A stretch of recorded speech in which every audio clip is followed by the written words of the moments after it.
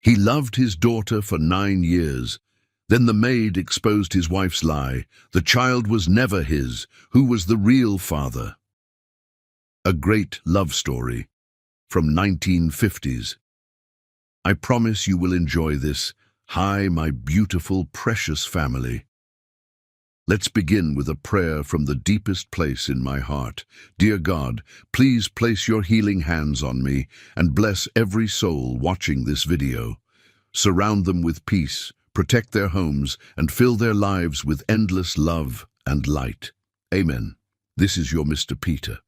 Though I'm resting, I feel every drop of your love. Every comment, every prayer, it reaches me. You are not just subscribers. You are my family, my strength, my reason to rise. To my beautiful new family members, welcome home. Please tell me in the comments, what brought you here? And how did our stories touch your heart? Your words matter. I truly want to know you. Also, please remember, if you see my stories on any other channel, they're not from me. This is the only real Mr. Peter channel. Let's protect this space, built on truth, love, and unity. Before we begin, I have one small request. Please like, comment, and stay till the end. If you ever feel the intro is long, skip it, but please never skip the story. Your support is the heartbeat of this channel. While I recover, James will share today's story with you. A story made with love, crafted with faith and given from my heart to yours. 9 years. 9 years of believing his world was unshakable. Beckett Royce sat in the sterile hospital corridor, staring at the medical report that had just destroyed everything he thought he knew about his life. The words blurred together through his shock. Genetic incompatibility indicates subject is not the biological father. For 9 years, he had been the successful entrepreneur with the breathtaking mansion, the beautiful wife, and the daughter whose laughter made every sacrifice worthwhile. Beckett Royce had built an empire in textiles, commanded respect in Virginia's business circles, and believed he had created the perfect family. Now, as 8-year-old Isley recovered from her emergency appendectomy 3 floors above, the routine blood work required for her surgery had revealed a truth that shattered his foundation like glass. He wasn't her father. Not biologically. Not really. The sound of soft footsteps made him look up. Naomi Breyer approached with 2 cups of coffee, her dark eyes filled with the same worry that had kept her at the hospital for 3 straight days.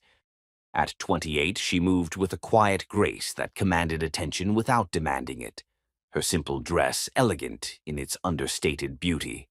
"Any word from the doctor?" she asked, settling beside him with the natural ease of someone who had become indispensable to his family over the past 3 years.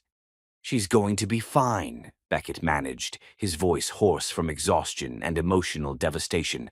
"Full recovery expected." "Thank the Lord," Naomi whispered, and he saw tears of relief gather in her eyes.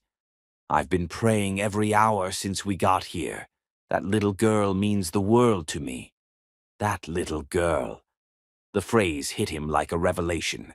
For 3 days, while Cambria had made token appearances between her social obligations, Naomi had been the one keeping vigil. She had been the one holding Isley's hand during the scary moments, singing softly to her during the pain, staying strong when the child needed comfort most. Just like she had been doing for 3 years, he realized with stunning clarity. Every scraped knee, every nightmare, every fever, every small crisis of childhood, Naomi had been there with patience, love, and the kind of maternal instinct that couldn't be taught or faked. "Naomi," he said quietly, "I need to ask you something, and I need you to be completely honest with me." She turned to face him fully, her expression serious. "Of course, Mr. Royce. 3 years ago, when you first started working for us, did you ever notice anything unusual? Any visitors to the house when I was traveling? Anything at all that seemed strange?" For a moment she was silent, her fingers whirring the handle of her coffee cup.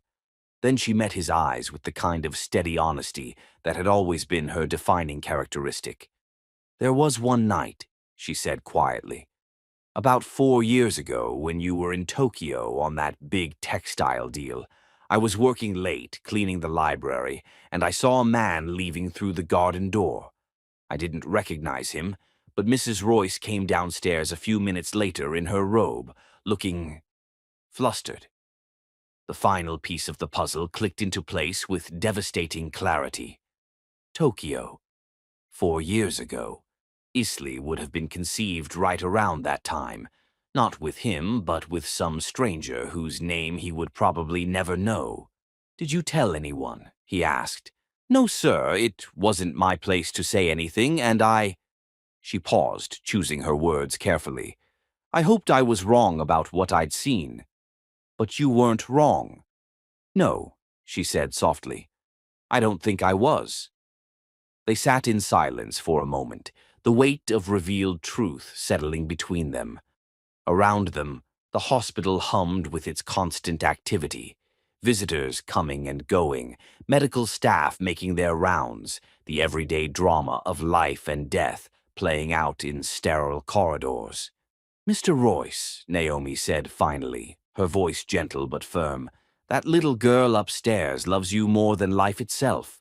She calls you Daddy with such pride, talks about you constantly, lights up whenever you walk into a room. Biology doesn't change any of that, doesn't it?" The question came out raw, bitter. "In the eyes of the law, in divorce proceedings, in custody battles, doesn't biology change everything?" "Maybe legally," she replied, turning to face him with eyes that blazed with quiet conviction. "But not in the ways that matter. Not in love, not in the bond you've built with her, not in the father you've been every single day of her life." The drive home passed in a blur of Virginia countryside and mounting dread. Beckett's mind raced with implications, with legal considerations, with the conversation he was about to have with the woman he had married 9 years ago in what now felt like another lifetime. Royce Manor sat majestically atop its rolling hills, its white columns gleaming in the afternoon sun, like something from a dream of southern gentility.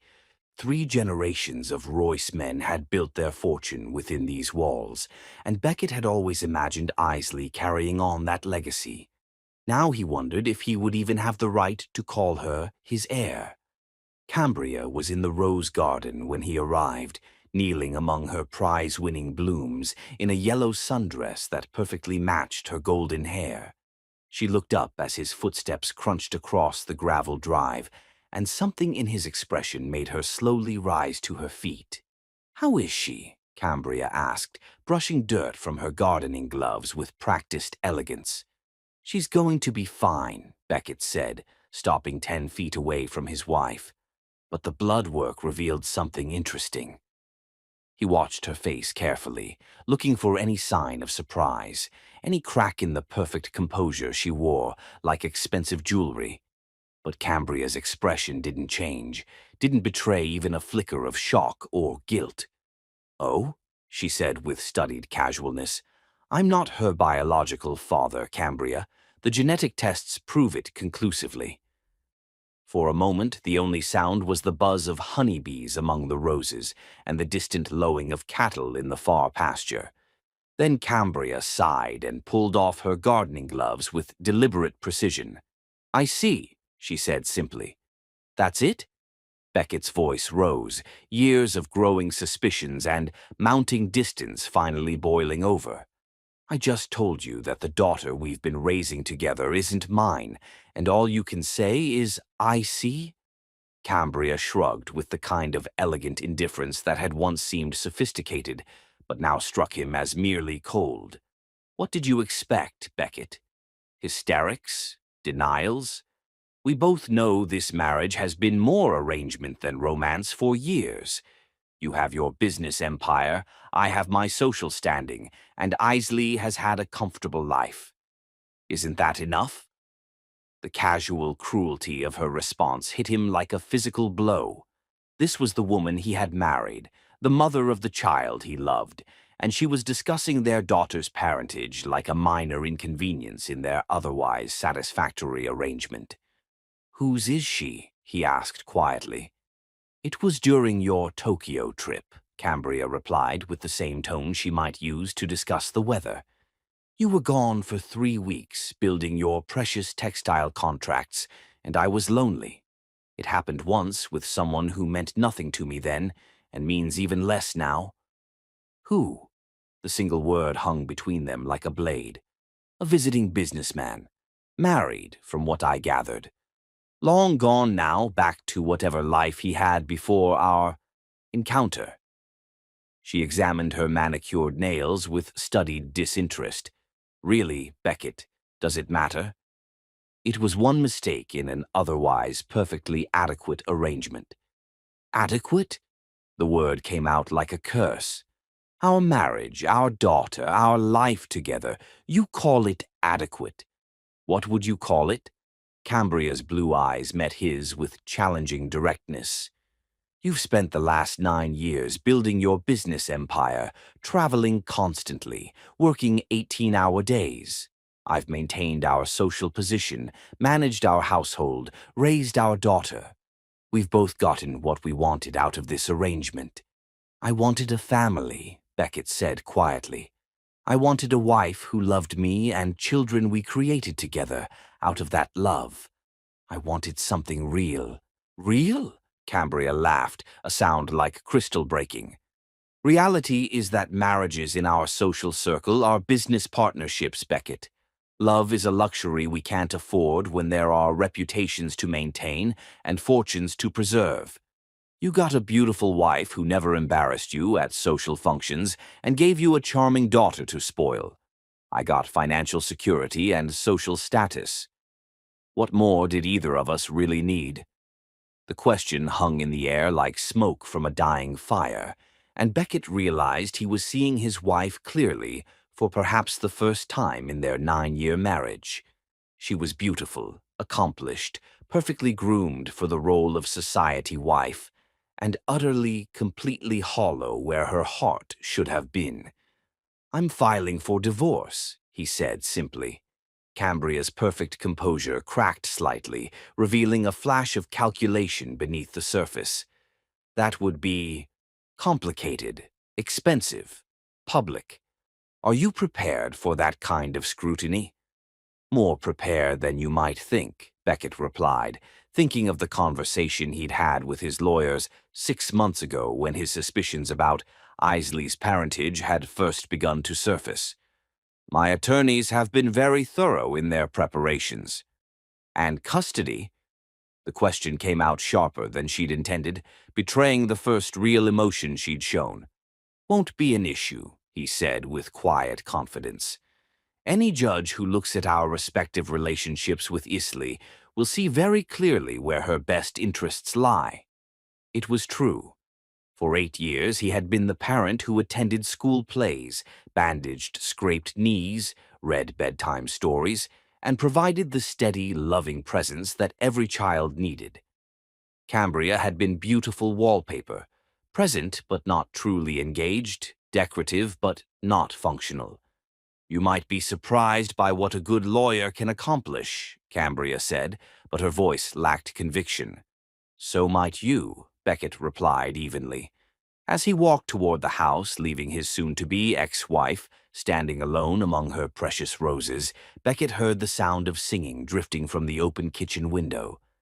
The voice was rich and warm, humming an old spiritual with the kind of soulful beauty that seemed to wrap around a person's heart and squeeze gently. Naomi. Through the window he could see her preparing dinner, her movements graceful and sure as she worked in the kitchen that had become her domain over the past 3 years. She was singing to herself, unaware that anyone was listening, and the pure joy in her voice stood in stark contrast to the calculated coldness of the conversation he had just endured. For the first time since receiving that devastating medical report, Beckett felt something other than despair stir in his chest. A memory surfaced with crystal clarity. Isley, home sick with chicken pox 6 months ago. feverish and miserable despite all of Cambria's expensive remedies.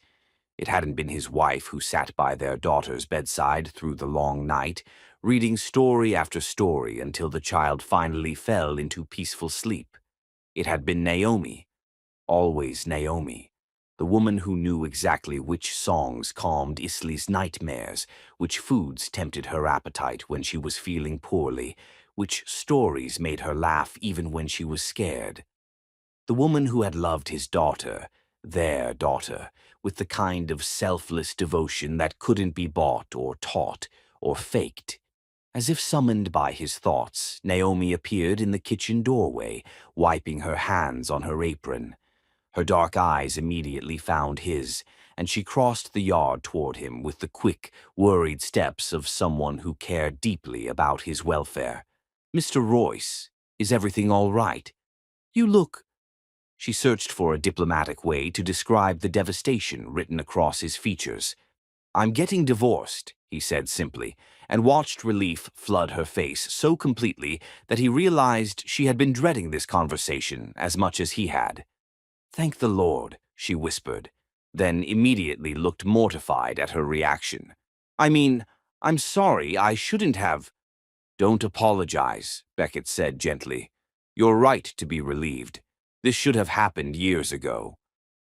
They stood facing each other in the golden Virginia sunlight, employer and employee, but also something deeper that neither had dared to name. In her eyes he saw understanding, compassion, and a kind of quiet strength that made him believe everything might actually be all right. "Naomi," he said quietly, and her name on his lips felt like the first honest word he had spoken in years. "I need you to know that whatever happens with the divorce, whatever changes come, I want you to stay. Isley needs you. I need you. This family—" He paused, correcting himself. "This family wouldn't exist without you." Tears gathered in her dark eyes, but she was smiling through them. "I'm not going anywhere, Mr. Royce. That little girl is the light of my life, and I'll do whatever it takes to make sure she's happy and safe." "And me?" The question slipped out before he could stop it. "What about me?" For a moment that stretched like eternity, they looked at each other with the kind of honesty that changes everything. Then Naomi stepped closer, close enough that he could see the gold flecks in her brown eyes, close enough to catch the scent of lavender soap and something indefinably sweet that was purely her. "You're the best man I've ever known," she said quietly. "Any woman would be lucky to have your love. Any woman." The phrase hung between them, heavy with possibility and hope, and the first tentative recognition that maybe, just maybe, the destruction of his marriage might actually be the beginning of something far more beautiful than what he was losing. As evening shadows began to lengthen across the Virginia countryside, Beckett Royce stood with the woman who had quietly become the heart of his home, and realized that some endings were actually beginnings in disguise.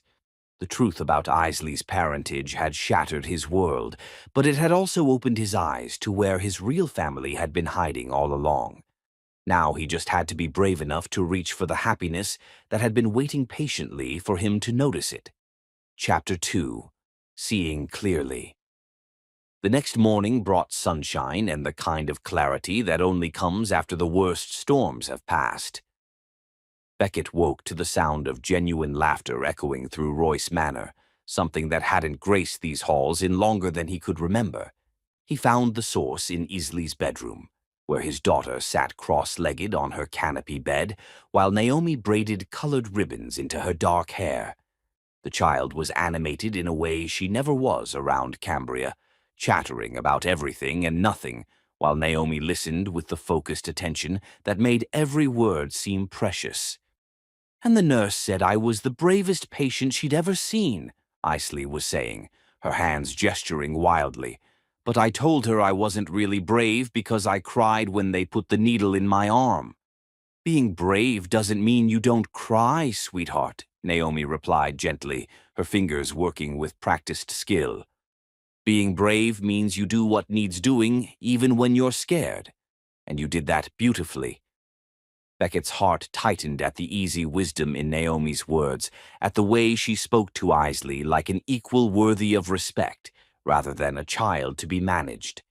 When had Cambria ever offered such thoughtful guidance? "Will you read to me tonight?" Isley asked, twisting to look at Naomi with hopeful eyes. "The story about the princess who saves herself." "Of course, baby girl," Naomi said, and Beckett noticed she didn't add the usual qualifier about asking permission. Something had shifted between them yesterday. Some invisible barrier had dissolved. "Daddy!" Isley spotted him in the doorway and bounced with excitement. "Naomi's making my hair beautiful for when Mama comes to see me today." Beckett's jaw tightened. Cambria had promised to visit this morning, though her track record for keeping such promises was less than stellar. "Has your mother called?" "Not yet," Naomi said quietly, meeting his eyes with understanding. "But I'm sure she'll be here soon." They both knew she wouldn't be. Cambria's pattern was predictable. Grand promises followed by elegant excuses. Board meetings, charity luncheons, social obligations that somehow always took precedence over her daughter's needs. "Actually," Beckett said, settling into the chair beside Isley's bed, "your mother had to go away for a while. She's dealing with some adult things that require her attention." It was a gentler version of the truth than an 8-year-old needed to hear. The full explanation, that Mama had never really wanted to be a mother, that she'd seen Isley as an accessory rather than a person, could wait until the child was old enough to understand adult cruelty. "Will she come back?" Isley asked with the directness that children brought to life's biggest questions. "Someday she might visit," Beckett said carefully. "But for now it's just going to be the three of us. Is that all right with you?" Isley looked between him and Naomi, her young face serious as she processed this information. Then her expression brightened like sunrise. "Just us three? Like a real family?" "We've always been a real family, sweetheart," Naomi said softly. "Some families just look different from others." After Isley went down for her afternoon rest, Beckett found himself really observing Naomi for the first time. Not as an employee, not as convenient help, but as the remarkable woman she had always been. She moved through the house with quiet confidence, tending to tasks that kept their world running smoothly. But it was the small details that struck him, the way she arranged fresh flowers in Isley's room, the careful attention she paid to preparing meals that would tempt a recovering child's appetite, the gentle humming that filled the spaces between chores with something that felt like contentment. "Naomi," he said as she passed through the library with an armload of fresh linens, "could we talk?" She set down the linens and smoothed her simple blue dress, a gesture he was beginning to recognize as her way of preparing for serious conversations. "Of course, Mr. Royce." "Beckett," he corrected gently. "I think we're past formalities now, don't you?" Color rose in her cheeks, but she nodded. Beckett. His name in her voice sounded like music. How had he never noticed that before? "I need you to know," he began, then stopped, searching for words adequate to express what he was feeling. "Yesterday, when I was sitting in that hospital corridor thinking my world was ending, you were the one who reminded me what really mattered. You were the one who helped me see that love is stronger than biology." "That little girl loves you with her whole heart," Naomi replied. "Nothing else matters." "And what about you?" The question slipped out before he could stop it. "Do you, that is, could you ever?" He was making a mess of this, stumbling over words like a schoolboy. But Naomi's eyes had gone wide with something that looked like hope, and her breath had quickened in a way that gave him courage. "Could I ever what?" she asked softly. "Could you ever see me as more than just your employer? Could you ever imagine us as something real?" The silence stretched between them, heavy with possibility. Through the tall windows, afternoon sunlight painted everything in golden hues that made the moment feel suspended in amber. "I've been imagining it for months," she whispered finally. "I've been trying not to, telling myself it was impossible, but, but you're the kindest man I've ever known. You're devoted to Isley. You treat everyone with respect regardless of their station. And you have the kind of gentle strength that makes a woman feel safe." Her voice grew stronger with each word. "So, yes, I can imagine us as something real. I've been imagining it despite myself." The confession hung between them like a bridge spanning impossible distances. Beckett felt his heart racing with the kind of excitement he hadn't experienced since he was young enough to believe in fairy tales. "There will be talk," he said, though his voice lacked conviction. "People will disapprove." "Let them," Naomi replied with surprising firmness. "I've spent my whole life caring what other people think, living small to make them comfortable. I'm tired of it. I want to live a life that feels real, that feels full, that feels like home." "Yes," she breathed, "like home." That evening, after Isley had been tucked into bed with her customary story, Beckett made the phone call that would change everything. "Theron," he said when his lawyer answered, "I need you to expedite the divorce proceedings, and I want you to be very thorough about the financial arrangements." "How thorough?" Theron Hammermeister's voice carried the careful neutrality of a man who had handled many such cases. "I want her to leave with exactly what she brought to this marriage. Her maiden name and nothing else. Everything she's accumulated during our years together was built on lies and deception. I see no reason she should profit from either." "That's aggressive, Beckett." "Are you sure?" "I've never been more sure of anything in my life." Beckett looked through the library window toward the kitchen, where Naomi was cleaning up after dinner with the same careful attention she brought to everything she did. "She made her choices, Theron. Now she can live with the consequences. And custody won't be an issue. Any judge who looks at our respective relationships with Isley will see where her best interests truly lie." It was a conversation that would have terrified him a week ago. Now, with Naomi's quiet strength supporting him and the truth finally revealed, it felt like justice rather than revenge. Later that night, as he sat in his study reviewing business papers, Naomi appeared in the doorway with a cup of coffee and the kind of shy smile that made his heart skip beats. "I thought you might need this," she said, setting the cup on his desk. "What I need," he said, standing and moving around the desk to face her, "is to know if you meant what you said earlier about imagining us as something real." "I meant every word. Then I have a confession to make." He reached out to take her hands, marveling at their softness, their warmth, the way they fit perfectly in his. "I've been falling in love with you for months without even realizing it. Every morning when I came downstairs and saw you in the kitchen, every evening when I heard you singing to Isley, every moment when you made this house feel like a home instead of just a building, I was falling deeper and deeper in love with you." Tears gathered in her dark eyes, but she was smiling through them. "I love you too," she whispered. "I love your kindness, your strength, the way you are with Isley, the way you make me feel like I matter, like I'm worth something." "You're worth everything," he said fiercely. "You're worth more than every dollar I've ever made, every deal I've ever closed, every achievement I've ever accomplished. You're the heart of this family, Naomi. You always have been." When he kissed her, it was with the gentle reverence of a man who had finally found his way home after years of wandering in the wilderness. Her lips were soft and warm, and she tasted like hope and possibility and all the dreams he had never dared to voice. "What happens now?" she asked when they finally broke apart, both breathless and glowing. "Now," he said, pulling her closer, "we build the life we should have had all along.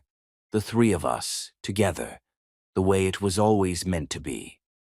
Outside, Virginia night settled over the countryside like a blessing, full of stars and promises, and the kind of quiet joy that comes from finally choosing love over convention, truth over comfort, real happiness over mere respectability. Tomorrow would bring new challenges, new conversations, new steps toward the future they were building together. But tonight, in the circle of each other's arms, Beckett and Naomi Breyer allowed themselves to believe that love might actually conquer everything, after all. Chapter 3. Sweet Victory. 3 weeks later, the divorce papers arrived like Christmas morning wrapped in legal documents.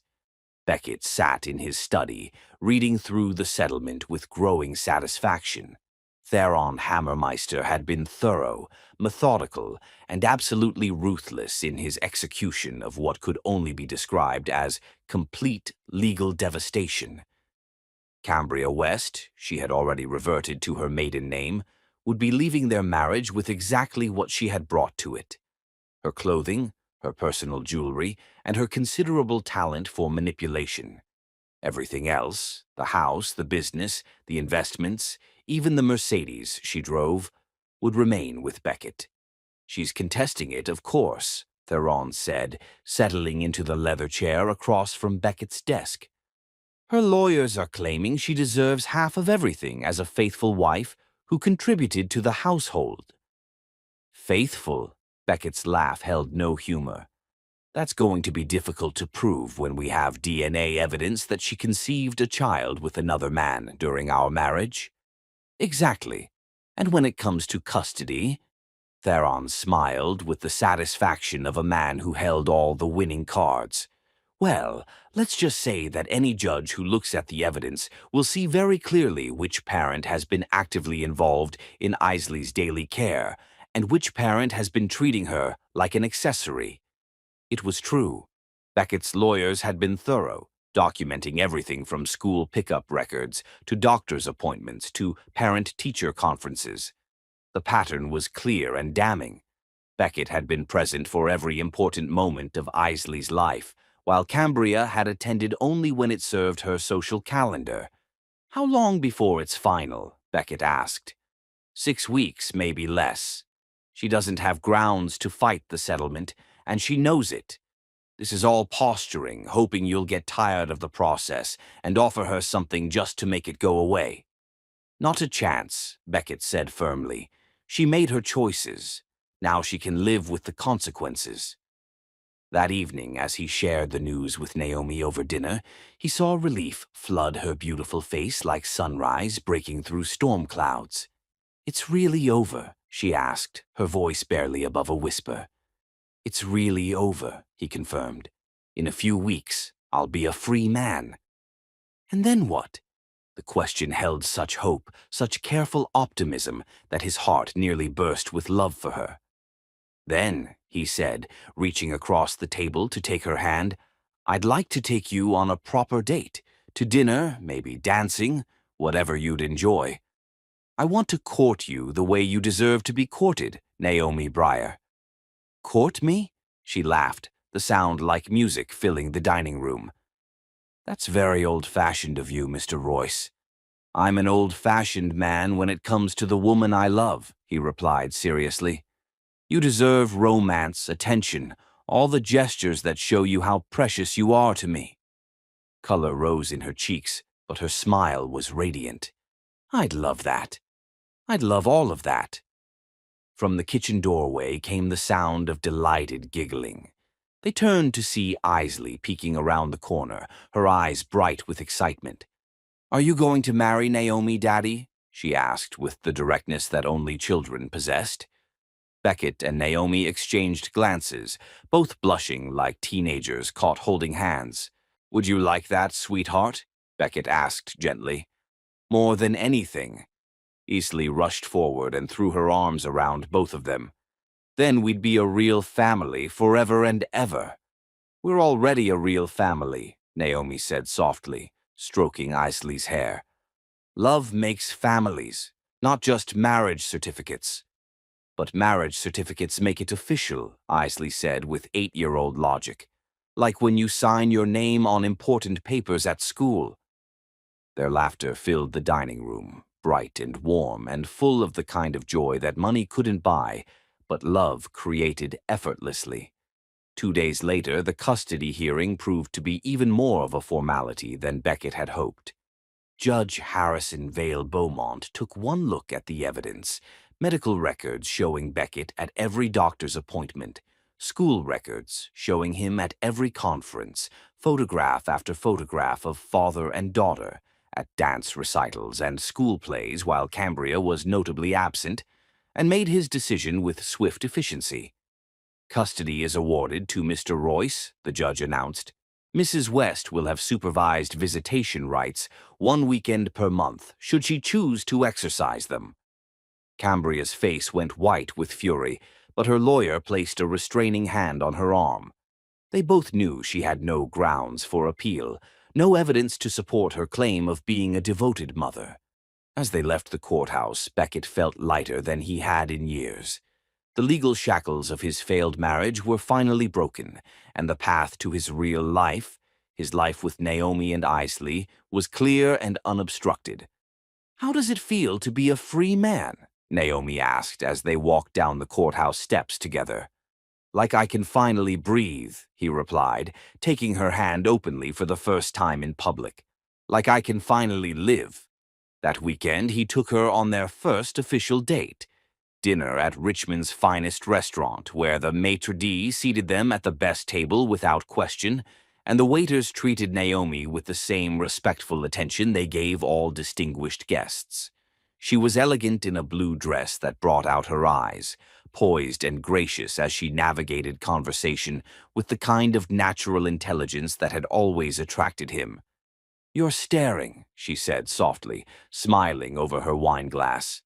"I'm memorizing," he corrected. "Our first real date, our first evening as whatever we are now." "What are we now?" she asked. "We're the beginning of something beautiful," he said simply. "We're two people who found each other despite every reason why we shouldn't have, and we're brave enough to see where that leads us."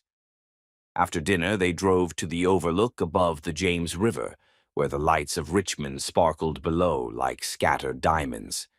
They talked for hours about their childhoods, their dreams, their hopes for the future they were building together. "I never thought I could have this," Naomi said as they stood looking out over the valley.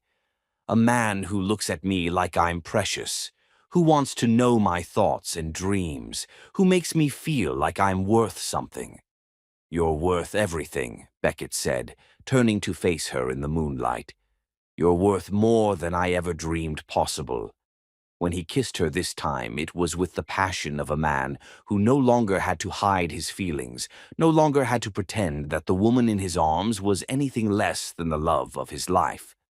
The next morning brought the final divorce decree, delivered by courier with the efficiency that money and good lawyers could provide. Beckett opened the envelope at the breakfast table, with Naomi and Isley watching expectantly. "It's done," he announced, holding up the official document. "I'm divorced." "Hooray!" Isley cheered, jumping up from her chair. "Now you can marry Naomi." "Well," Beckett said, grinning at the woman who had transformed his world, "I suppose I should ask her properly first." To Isley's delighted squeals and Naomi's shocked gasps, he dropped to one knee right there in the kitchen, taking her hand in his with reverence that made her heart skip beats. "Naomi Breyer," he said, his voice strong and clear, "you've been the heart of this family from the moment you walked into our lives. You've loved my daughter as your own, made this house a home, and shown me what real love looks like. Will you marry me? Will you be my wife, Isley's mother, and my partner in building the most beautiful life imaginable?" Tears streamed down her face, but her smile was radiant as sunshine. "Yes," she whispered, then louder, "Yes, yes, yes." The engagement ring was simple but perfect, a classic solitaire that caught the morning light and threw rainbows across the kitchen walls. As he slipped it onto her finger, Beckett felt the last piece of his broken world snap into place, creating something infinitely more beautiful than what he had lost. "When?" Isley demanded, bouncing with excitement. "When will you get married?" "Soon," Beckett promised, looking into Naomi's eyes and seeing his own happiness reflected there. "Very soon." That afternoon, as word of the engagement spread through their small social circle, the phone began ringing with congratulations. Dr. Dempsey Vale Codera called to offer his services as wedding officiant. Clarice Wainwright called to volunteer her garden for the ceremony. Even the household staff, the few who had stayed loyal through the scandal, called to express their joy. But the call that mattered most came from Isley herself, who ceremoniously dialed their own number from the upstairs extension, just to officially welcome Naomi to the family. "Hello, this is Isley Royce," she announced formally when Naomi answered. "I'm calling to tell you that I'm very happy you're going to be my new mama, and I can't wait for the wedding." "This is Naomi soon-to-be Royce," Naomi replied just as formally, tears streaming down her face from pure joy. "And I'm calling to tell you that I'm the luckiest woman in the world to get to be your mama." As evening fell over Virginia, painting the sky in shades of pink and gold, the Royce family, soon to be complete, sat together on their front porch, planning the wedding that would finally make official what their hearts had known for months. They were home, they were family, and they were finally, blissfully, perfectly free to love each other without reservation or fear. The best was yet to come. Chapter 4. Planning Forever. Love transformed everything it touched, and nowhere was this more evident than in the planning of a wedding that would be remembered not for its extravagance, but for its perfect simplicity. 3 weeks after the engagement, Royce Manor buzzed with the kind of happy energy that comes from dreams being transformed into reality. Wedding magazines lay scattered across the kitchen table, flower catalogs marked with careful notes, and lists written in Naomi's elegant handwriting detailed everything from menu plans to seating arrangements. But this wasn't the elaborate society wedding that Cambria had insisted upon 9 years earlier, with its 500 guests and symphony orchestra and cake that cost more than most people's annual salary. This was something entirely different. Something real, intimate, and absolutely perfect. "I want it to be just us," Naomi had said on the night of their engagement, her eyes shining as she spoke. "Just the people who truly matter, in a place that feels like home." "The backyard," Beckett had suggested, thinking of the garden where roses bloomed in wild profusion and ancient oak trees provided natural cathedral arches. "The backyard," she had agreed with a smile that lit up her entire face. "Where Isley plays, where we've spent our happiest moments together. I can't imagine anywhere more perfect." Now, a month before their July wedding date, that vision was becoming reality with the kind of attention to detail that made ordinary moments magical. "Look, Daddy," Isley burst into the kitchen, holding a sketch pad covered with elaborate drawings. "I designed my flower girl dress. Naomi says I can help pick the flowers, too." The drawing showed a little girl in a flowing dress, surrounded by roses, butterflies, and what appeared to be several friendly animals. It was the kind of artwork that belonged on refrigerators and in memory books, precious because it came from a heart overflowing with joy. "It's beautiful, sweetheart," Beckett said, lifting his daughter onto his lap to examine her masterpiece more closely. "Tell me about these creatures here." "Those are the rabbits that live under the rose bushes," Isley explained with the seriousness of a professional artist. "And this is Mrs. Mockingbird, who sings every morning, and these are all the butterflies that come to visit Naomi's flowers. They all want to be at the wedding, too." Naomi looked up from the menu she was planning, her eyes soft with the kind of love that made Beckett's heart skip beats. "I think having all our garden friends at the wedding is a wonderful idea," she said. "After all, they've been part of our family story from the beginning." It was details like this that made their wedding planning feel less like an event and more like a celebration of the life they had already been building together. Every decision reflected not what would impress others, but what would make them genuinely happy. The guest list was delightfully short. Dr. Dempsey Vale Coder and his wife, Clarice Wainwright, Naomi's sister, Geneva Fay, who was traveling from Richmond, and a handful of close friends who had supported them through the challenges of the past year. 30 people total, intimate enough that every guest would feel cherished, small enough that the focus remained on love rather than spectacle. "My dress is going to be simple," Naomi told Geneva Fay during one of their weekly phone calls, twirling the engagement ring that had become her favorite jewelry. "Ivory silk, nothing too elaborate. I want to look like myself, just the very best version of myself." "The best version of yourself is the woman who made Beckett Royce fall head over heels in love," Geneva Fay replied with the frank affection of sisters. "Whatever dress you choose, you're going to be radiant." The ceremony itself would be conducted by Dr.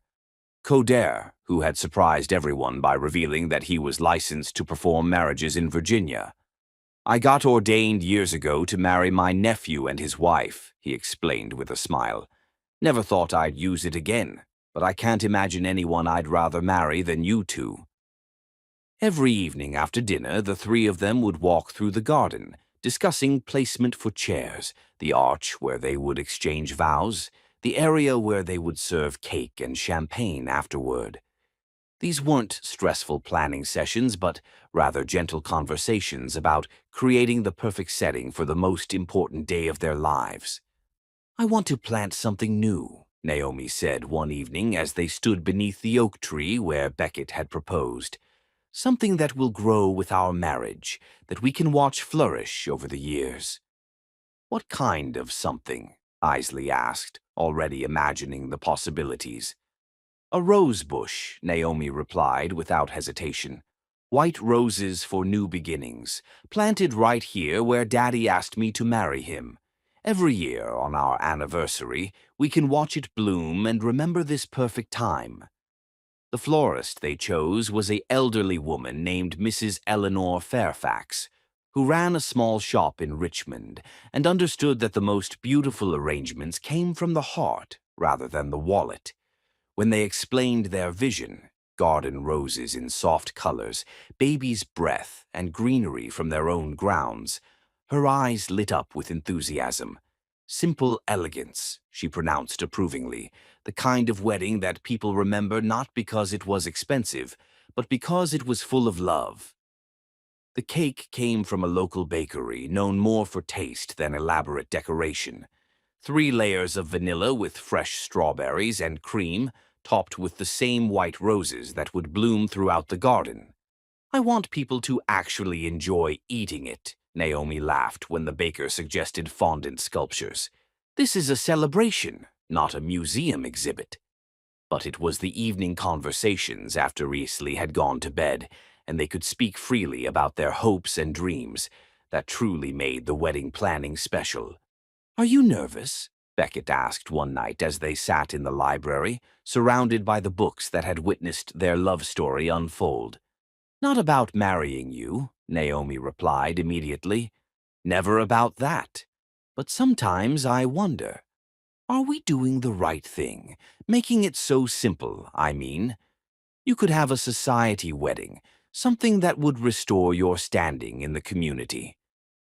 "My standing in the community," Beckett said, pulling her closer to him on the sofa, "is based on having you as my wife and Isley as my daughter. Any community that doesn't celebrate that isn't worth belonging to. And you're sure, absolutely certain that this is what you want." "I have never been more certain of anything in my entire life," he said, cupping her face in his hands with infinite tenderness. "Naomi, you're not just the woman I want to marry. You're the woman I want to grow old with, to face every challenge beside, to share every joy and triumph and quiet evening with for the rest of my life. Even when I'm old and gray and not nearly as pretty as I am now. Especially then," he said seriously, "because by then I'll have had decades to fall more deeply in love with your mind, your heart, your soul, all the things that make you who you are, Your beauty will just be bonus. The kiss that followed was soft and sweet, and full of promises about the life they were building together. As June melted into July and their wedding day approached, the excitement became almost tangible. Isley could barely contain her joy, practicing her flower girl walk in the garden every afternoon and occasionally breaking into spontaneous songs about love and weddings and families living happily ever after. The household staff, those who had remained loyal through the divorce, threw themselves into wedding preparations with the enthusiasm of people who genuinely cared about the family they served. The cook experimented with recipes for the reception dinner. The gardener ensured that every flower bed was in perfect condition, and the housekeeper polished silver and pressed linens with the attention to detail of someone preparing for royalty. It feels like the whole world is celebrating with us, Naomi mused one evening as they watched fireflies dance among the roses. The whole world that matters, Beckett corrected gently, and that's all we need. But even as they basked in the joy of their approaching wedding, neither of them noticed the figure that occasionally appeared at the edge of their property line in the evenings, watching the preparations with a mixture of longing and regret that would have surprised them both. Cambria West had been driving by Royce Manor for weeks, unable to resist seeing what she had lost, unable to fully comprehend how completely her life had changed. The woman who had once taken her comfortable existence for granted now lived in a small apartment in Richmond, supported by the modest inheritance from her late parents and the growing realization that she had thrown away something irreplaceable. From her car, parked just beyond the property line, she could see the lights glowing warmly in the windows, could hear the sound of laughter carrying across the evening air, could glimpse the three figures moving through the garden with the easy affection of a family that truly belonged together. It was a sight that should have filled her with bitterness, but instead left her with something she had never expected to feel: the hollow ache of genuine regret. In the garden of Royce Manor, surrounded by flowers and love and plans for the future, Beckett and Naomi Breyer continued planning the wedding that would make their family complete. They were building something beautiful, something lasting, something that no amount of regret or longing could ever diminish. The best was truly yet to come. Before we move to Chapter 5, if you're enjoying this story, please like it, tap the bell icon, and join this beautiful family. Because if you ignore this, it will truly hurt Mr. Peter's heart. He never wants to lose you. Chapter 5. The Final Touches. With just 2 weeks until the wedding, magic seemed to settle over Royce Manor like morning dew, transforming ordinary moments into something luminous and unforgettable. The garden had never looked more beautiful. Under Naomi's gentle guidance and the gardener's expert care, every flower bed bloomed in perfect harmony, white roses climbing the ancient oak trees, lavender filling the air with its sweet fragrance, and beds of delphiniums and peonies creating natural bouquets throughout the grounds. "It's like the whole garden knows we're getting married," Isley announced one morning as she helped Naomi cut flowers for the house arrangements. "Everything is extra pretty, just for us." "Gardens always respond to love," Naomi replied, showing the little girl how to cut stems at the proper angle. "When people are happy, plants seem to sense it and want to be part of the celebration." Beckett watched from the breakfast room window, his heart full to overflowing as he observed his two favorite people working together with the easy intimacy that had developed between them over the past months. Naomi had become Isley's mother in every way that mattered: patient teacher, gentle disciplinarian, enthusiastic supporter of every childhood dream and adventure. "Mr. Royce?" The cook appeared at his elbow with the morning mail. "This came for you. Looks important." The envelope bore the letterhead of Richmond's most exclusive jeweler, and inside was confirmation that his special order was ready for pickup. The surprise he had been planning for weeks was finally complete. That afternoon, while Naomi took Isley into town for final dress fittings, Beckett drove to Richmond to collect the most important purchase of his life: Not Naomi's engagement ring, which she already wore with such obvious joy, but something even more precious. "It's exactly what you requested," the elderly jeweler said with satisfaction, opening a small velvet box to reveal its contents. White gold, just like her mother's engagement ring, with her birthstone in the center. The engraving came out beautifully. Inside the box lay a delicate pendant necklace designed specifically for 8-year-old Isley. The center stone was a deep blue sapphire, her September birthstone, surrounded by tiny diamonds that caught the light like stars. But it was the engraving on the back that made it truly special. "To Isley, my beloved daughter, love always, Mama Naomi. July 15th, 1959. "She's going to treasure it forever," the jeweler predicted, with the wisdom of someone who had seen decades of love stories play out in precious metals and gemstones. That evening, as they sat together in the library after dinner, Beckett presented the necklace to Naomi with a joy that rivaled Christmas morning. "For Isley?" she asked, tears gathering in her eyes as she read the inscription. "Oh, Beckett, it's perfect. It's absolutely perfect. I wanted her to have something from you to mark this day," he explained. "Something she can keep forever, to remember the moment when you officially became her mother." "I'm already her mother," Naomi said softly, cradling the jewelry box like it held the crown jewels. "I have been since the day I first held her when she had that fever, since the first bedtime story I read to her, since the first time she looked at me with trust in her eyes." "And now the whole world will know it," Beckett replied, pulling her into his arms with the contentment of a man who had finally found his way home. The days that followed passed in a blur of happy preparations. Geneva Fay arrived from Richmond with a suitcase full of excitement and tears of joy for her sister's happiness. Dr. Carteret and his wife came early to help with final arrangements, insisting that they wanted to be more than just wedding guests. They wanted to be part of the celebration in every possible way.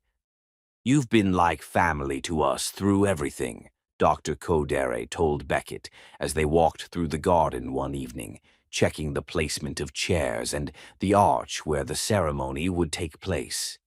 "Caroline and I couldn't be happier for you and Naomi." The wedding arch itself was a masterpiece of simplicity. White silk draped between two oak trees, with cascading arrangements of garden roses, and baby's breath that looked like something from a fairy tale. 30 chairs arranged in perfect rows faced the arch, each one decorated with a small bouquet and white ribbon that fluttered in the evening breeze. "It's going to be perfect," Clarice Wainwright declared during her final inspection of the arrangements. "Simple, elegant, and full of love. Everything a real wedding should be." The night before the wedding, as tradition demanded, Beckett stayed with Dr. Carteret while Naomi enjoyed a girls' evening with Geneva Fay and Isley. The separation felt strange after months of spending every evening together, but it also built anticipation for the moment when they would see each other again at the altar. "Nervous?" Dr. Codere asked as they sat on his porch with glasses of brandy and the comfortable silence of old friends. "Excited," Beckett corrected. "I've never been less nervous about anything in my life. Tomorrow I marry the love of my life and officially become father to the most wonderful little girl in the world." What could be better than that? Meanwhile, at Royce Manor, Naomi was experiencing her own form of pre-wedding bliss. Her ivory silk dress hung in the wardrobe, pressed to perfection and waiting for tomorrow's magic. Her bouquet, white roses from their own garden mixed with baby's breath and tied with ribbons, sat in the refrigerator, staying fresh for the morning ceremony. "Tell me again about the first time you knew you loved him," Geneva Fay requested as she braided Naomi's hair for the night. "It wasn't one moment," Naomi replied thoughtfully. "It was 1,000 small moments. The way he looked at Isley with such pure love. The way he thanked me for things that other employers took for granted. The way he made me feel seen, valued, important. The way he never made me feel less than because of my background or my race. And now I can't imagine life without him, Naomi said simply. He's my partner, my best friend, my heart walking around outside my body. Tomorrow, when I say I do, I'll be promising to love him forever, and it's the easiest promise I'll ever make. From Isley's room came the sound of excited giggles as the little girl tried on her flower girl dress one final time, practicing her walk and rehearsing the words she would say during the ceremony. But none of them noticed the car that passed slowly by the front gate as evening fell, or the woman inside who sat watching the warm lights of the house with an expression of such profound longing that it would have moved even hearts hardened against her. Cambria West had made this drive every evening for the past month, drawn by a compulsion she couldn't name to witness the happiness she had thrown away. Tonight, seeing the wedding preparations in their final stages, she finally understood the magnitude of what she had lost. Through the illuminated windows, she could see glimpses of the life that should have been hers. The loving family gathered together, the excitement of celebration, the warmth of genuine affection that she had been too shallow to recognize when she possessed it. In her small Richmond apartment, surrounded by the remnants of a social circle that had quickly forgotten her once her usefulness ended, Cambria had spent months trying to understand how her comfortable existence had collapsed so completely. Now, watching the woman she had dismissed as just the help become the heart of the family she had casually betrayed, the answer was finally clear. Love. It had always been about love, and she had never learned how to recognize it, value it, or return it. As she drove away from Royce Manor for what she knew would be the last time, Cambria West began to cry, not for what she had lost, but for what she had never been capable of appreciating when it was hers. Back in the house that glowed with warmth and anticipation, three people who had found their way to each other, prepared for the day that would make their family complete.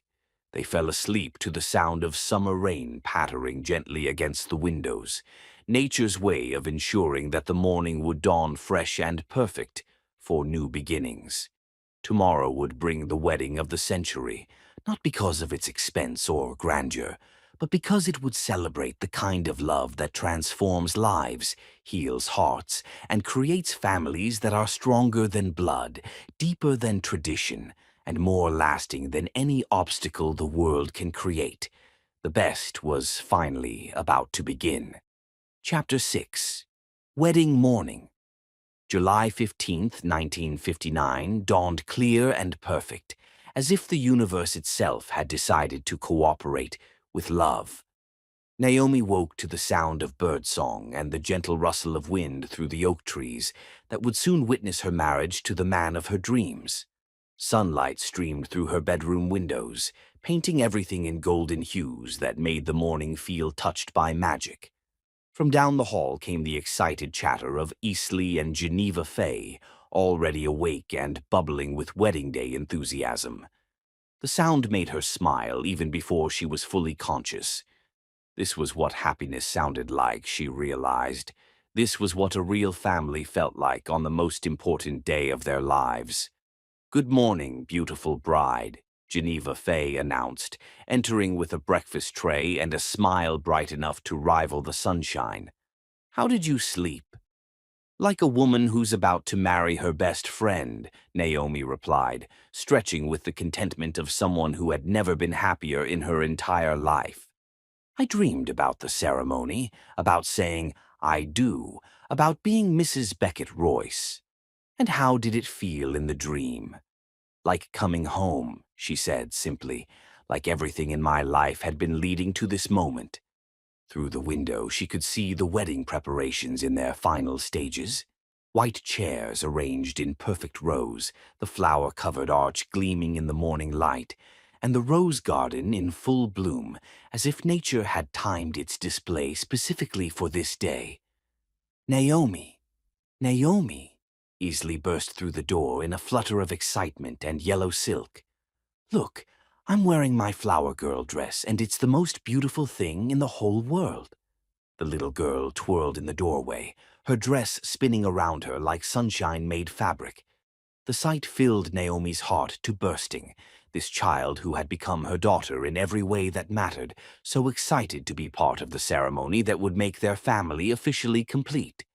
"You look absolutely perfect," Naomi said, opening her arms for the enthusiastic hug that followed.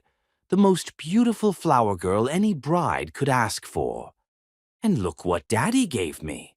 Isley held up the sapphire necklace with pride, the pendant catching the morning light like a small star. "He said it's from you to remember forever that you're my real mama now." Tears gathered in Naomi's eyes as she fastened the necklace around Isley's neck, the symbol of adoption and love settling perfectly against the child's dress.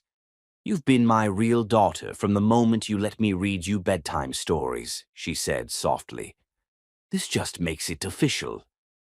Meanwhile, across town at Dr. Coderet's house, Beckett was experiencing his own version of wedding morning joy.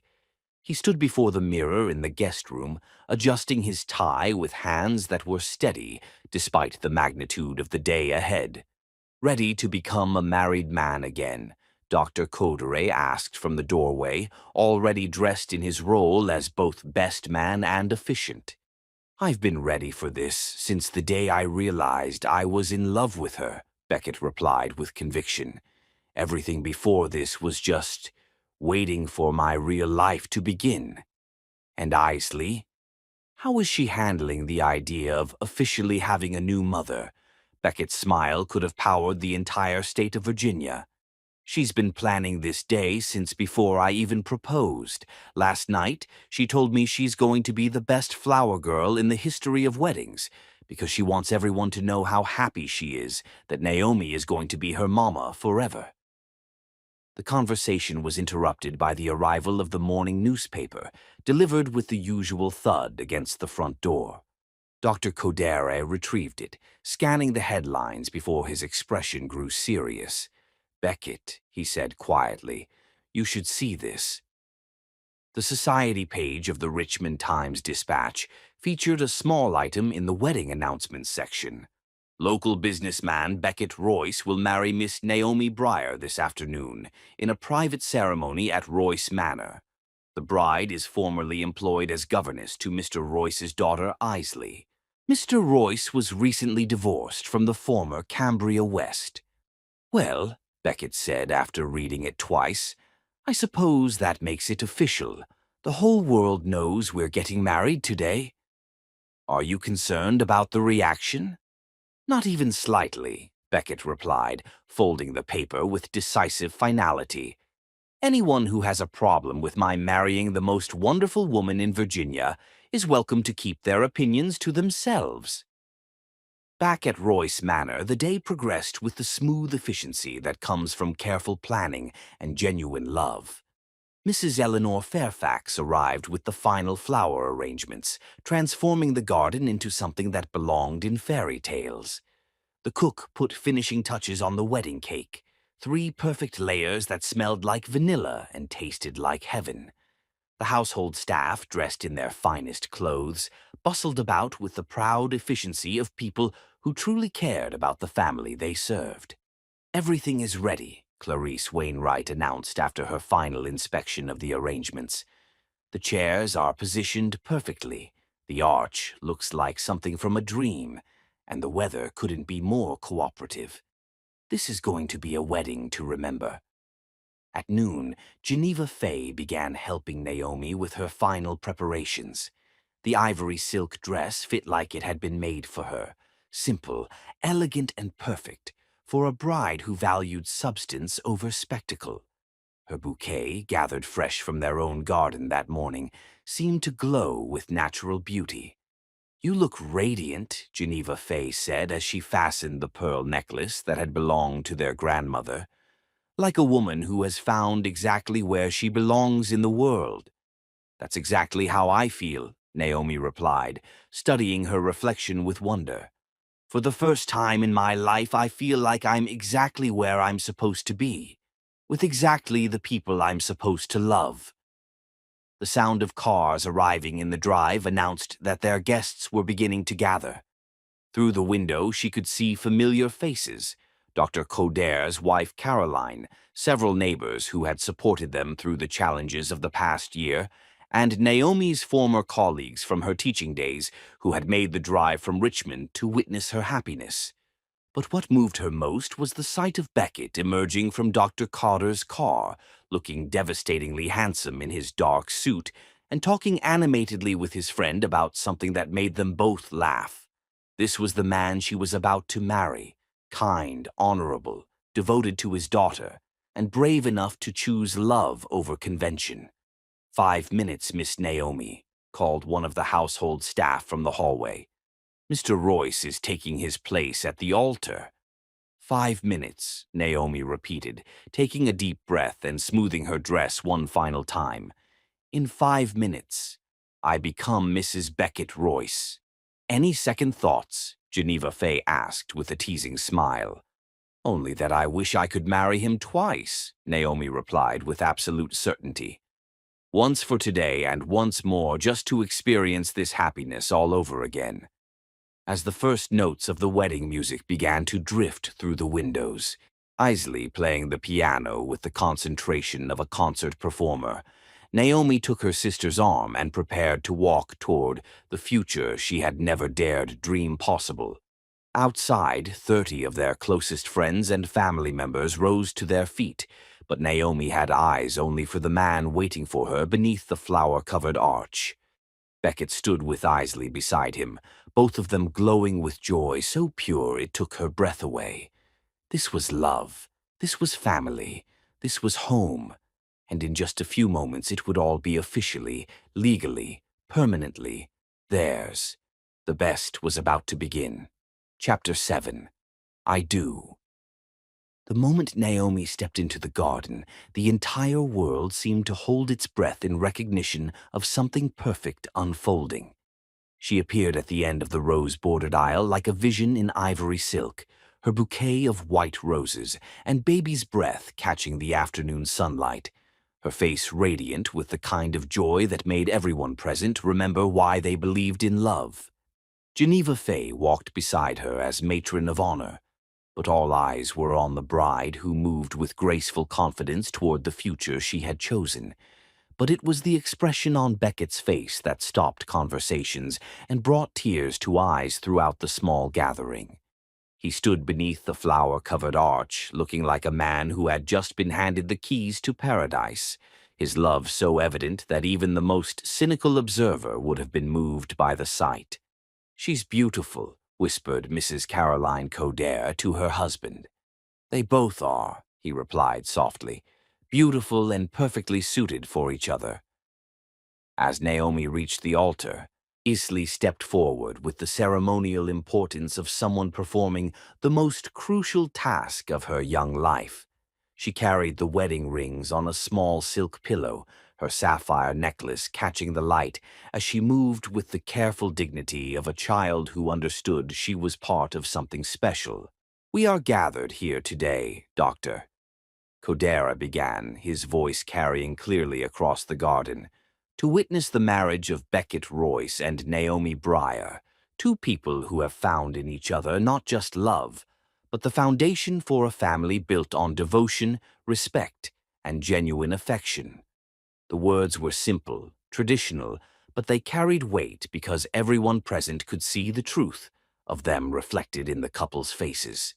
"Marriage," Dr. Coderre continued, "is not just the joining of two people, but the creation of something new, a partnership that becomes stronger than the sum of its parts, a love that grows deeper with each shared joy and weathered storm."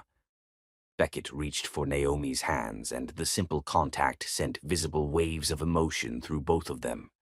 This was the moment they had been building toward since that first honest conversation in the hospital corridor, since the first time he had really seen her as more than just an employee, since the first moment she had allowed herself to hope that love might be possible for her. "Do you, Beckett, take Naomi to be your wife?" Dr. Coderre asked with gentle formality. "Do you promise to love her, honor her, cherish her, and stand by her side through all the seasons of life that lie ahead. I do, Beckett said, his voice strong and clear, carrying across the garden like a promise made to the universe itself. I promise to love Naomi with everything I am, to be her partner in joy and comfort in sorrow, to build with her a life worthy of the love we share. And do you, Naomi, take Beckett to be your husband? Do you promise to love him, honor him, cherish him, and stand by his side through all the seasons of life that lie ahead? I do, Naomi replied, tears of pure happiness streaming down her face. I promise to love Beckett with my whole heart, to be his partner in building a family, to support his dreams and share his burdens, and to choose him every day for the rest of my life. But it was what happened next that made this ceremony unlike any other. Instead of immediately exchanging rings, Doctor, Kodare turned to Isley with a smile that included her fully in the proceedings. Isley, he said gently, do you promise to be a loving daughter to both Beckett and Naomi, to help them build a family based on kindness, honesty, and love? Isley stood straighter, her young voice carrying clearly as she spoke the words she had been practicing for weeks. I promise to be the best daughter I can be, and I promise to love them both, forever and ever. There wasn't a dry eye in the garden as the 8-year-old girl took her place between her father and soon-to-be mother, symbolizing the family unit that was being officially created with these vows. The rings, please, Doctor, Kodare said, and Isley carefully lifted the bands from their pillow, presenting them with the pride of someone who understood her crucial role in this moment. Beckett took Naomi's ring first, a simple band of white gold that complemented her engagement ring perfectly. As he slipped it onto her finger, he spoke words that came from his heart rather than any traditional script. With this ring, I give you my promise that you will never again doubt your worth, never again wonder if you are loved, never again face life's challenges alone. You are my heart, my home, my greatest blessing. Naomi accepted her ring to him with hands that trembled slightly from emotion. The band was identical to hers, simple and elegant, and perfect for the man who had chosen love over convention, family over status, real happiness over empty respectability. With this ring, she said, her voice strong despite her tears, I give you my promise that you will always have a partner who believes in you, always have a home filled with love and laughter, always have someone who sees the goodness in your heart and loves you for exactly who you are. By the power vested in me by the Commonwealth of Virginia, Dr. Kodere announced with satisfaction, I now pronounce you husband and wife. Beckett, you may kiss your bride. The kiss was soft, sweet, and perfect, the seal on promises made not just between two people, but between three hearts that had found their way to each other despite every obstacle the world had placed in their path. As they broke apart, both glowing with happiness, the small gathering erupted in applause and cheers that seemed to make the very flowers bloom brighter in response. Ladies and gentlemen, Doctor, Kodre announced with obvious joy, I present to you Mr. and Mrs. Beckett Royce and their daughter Isley, a family united by love and commitment, blessed by joy, and ready to face the future together. What followed was the kind of celebration that money couldn't buy, but love created effortlessly. Champagne flowed, the wedding cake was cut with ceremony and shared with laughter, and toasts were offered that brought tears and smiles in equal measure. To Beckett and Naomi, Geneva Fay said, raising her glass with the authority of someone who had watched her sister's happiness unfold, who proved that the best love stories are the ones where people choose each other not once, but every day, through every challenge, with every breath. To love that builds families, added Clarice Wainwright, to courage that chooses happiness over convention, and to the knowledge that home is wherever hearts find their perfect match. But it was Isley's toast that brought the house down, delivered with 8-year-old sincerity that made every adult present remember why they believed in happy endings. To my daddy, who picked the best mama in the whole world, and to my mama, who makes our family complete, I love you both, infinity plus one. As the afternoon mellowed into evening and the celebration continued under the oak trees, none of the wedding party noticed the figure that stood at the edge of the property line, barely visible through the trees that bordered the estate. Cambria West had told herself she was only driving by, that she had no intention of stopping, that watching her former family celebrate without her would be nothing but masochistic torture. But she found herself unable to leave, drawn by some compulsion she couldn't name, to witness what she had thrown away. From her vantage point, she could see everything: the elegant simplicity of the ceremony, the genuine joy on every face, the way Beckett looked at his new wife like she was the answer to every prayer he had ever voiced. Most painfully, she could see Isley's radiant happiness, the way the child clung to both her father and stepmother, with the security of someone who knew, beyond any doubt, that she was loved. This was what she had possessed and discarded. This was what she had been too shallow to recognize, too selfish to value, too foolish to protect. Watching the woman she had dismissed as just the help become the heart of the family she had carelessly betrayed, Cambria finally understood the magnitude of her loss. She had lost more than a husband and comfortable lifestyle.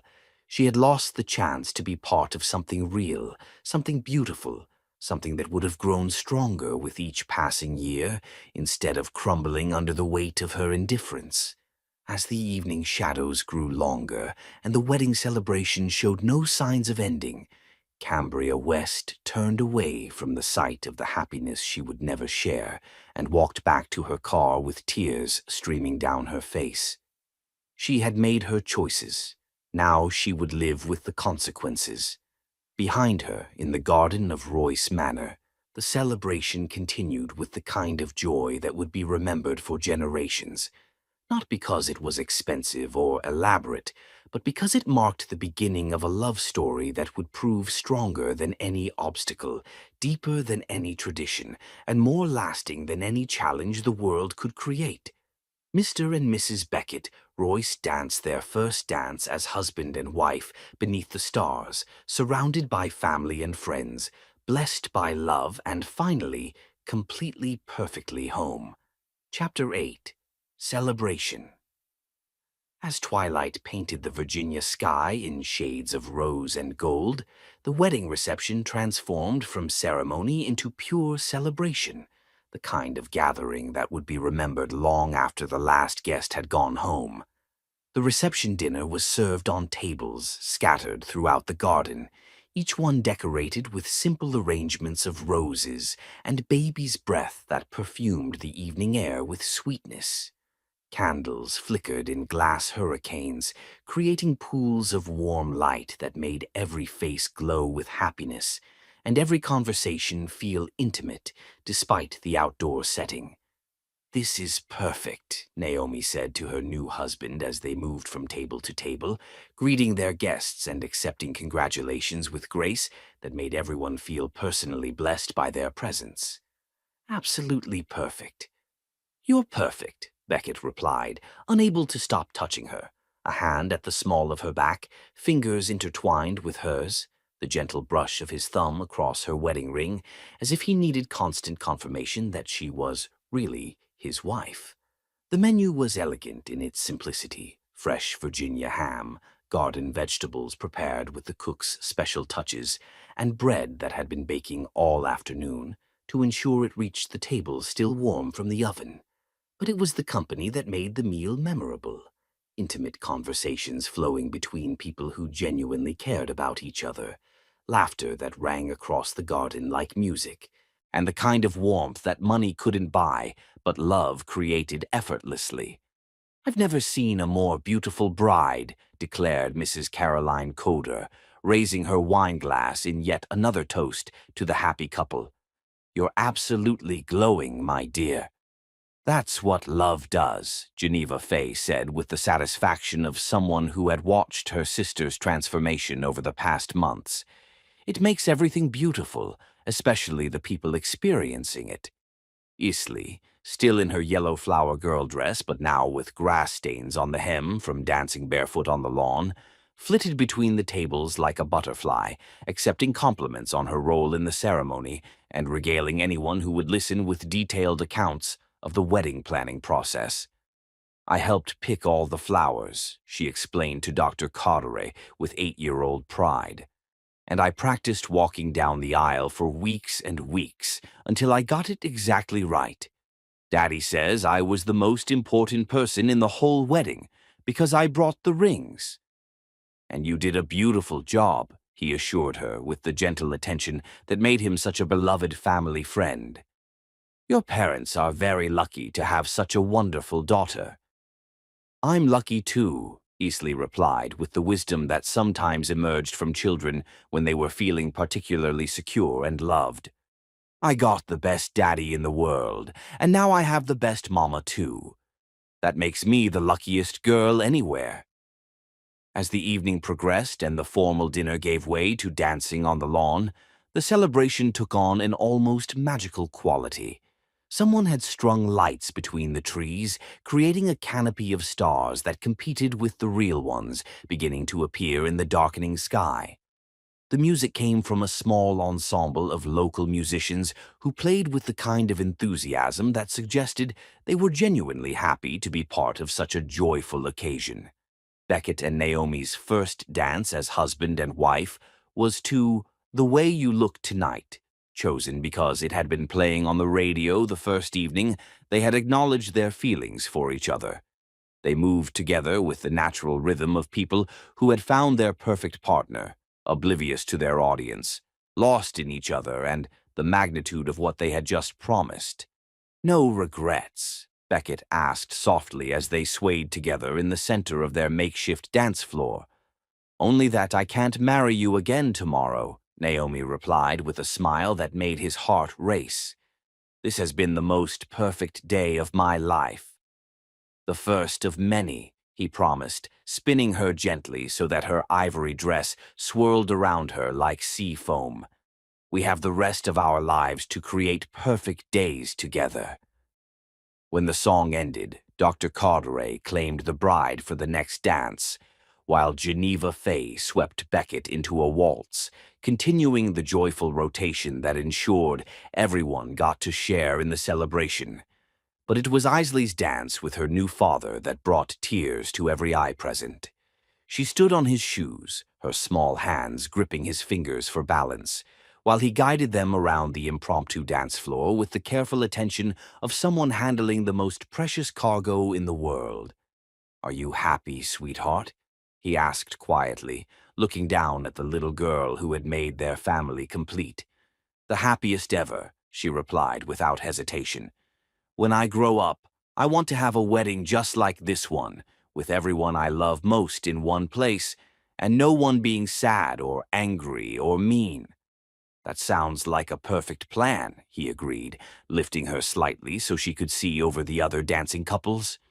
"And when that day comes, Mama Naomi and I will help you make it just as beautiful as this one."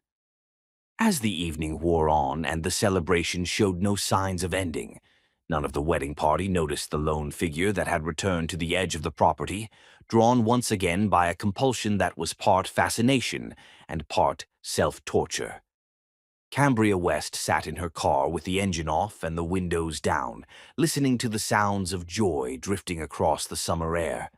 From her position beyond the gate, she could see the golden glow of the reception, could hear the laughter and music that spoke of genuine happiness, could glimpse the dancing figures that moved with the easy intimacy of people who belonged together.